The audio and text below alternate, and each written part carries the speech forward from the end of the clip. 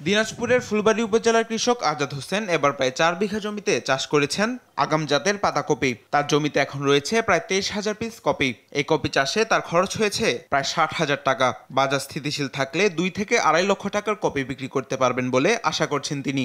Copy আমার মাঠে খুব ভালো আছে এবং যদি আল্লাহর হস্তে বাজার যদি থাকে তাহলে ইনশাল্লাহ আমার মনে করেন যে 2.5 থেকে 3 লক্ষ টাকা বিক্রি হবে এবং আমার খরচ হয়েছে মনে করেন যে ৭৭ থেকে 80,000 টাকা এই পর্যন্ত। বাজার ভালো থাকে তাহলে আমার হয়তো 1.5 লক্ষ টাকা লাভ হবে এখানে। আজাদ হোসেনের কপি চাষ দেখে উদ্বুদ্ধ হয়েছেন স্থানীয় কৃষকরা। আগামীতে কপি চাষ করার আশা প্রকাশ করছেন তারাও।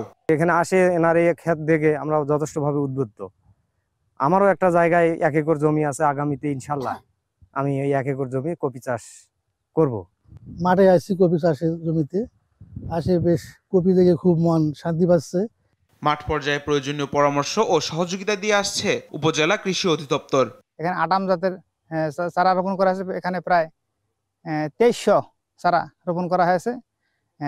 আবার দেখি কৃষক এবং পার্শ্ববর্তী যে কৃষকেরা আছে তারা সবাই অনেক উদ্বুদ্ধ হয়েছে। কৃষি অফিস থেকে আমরা সার্বক্ষণিক বিভিন্ন ধরনের পরামর্শ এবং কিভাবে নিরাপদ সবজি উৎপাদন করা যায় সে ব্যাপারে আমরা পরামর্শ দিয়ে যাচ্ছি। দিনাজপুরে কপি চাষে আগ্রহ বাড়ায় বাড়ছে সবজি উৎপাদনও। সঠিক বাজার ব্যবস্থাপনা থাকলে লাভবান হবেন কৃষকরা, এমনটাই আশা স্থানীয় কৃষি বিভাগের। তামিম মাহবুব, নিউজ ডেস্ক, দেশ টিভি।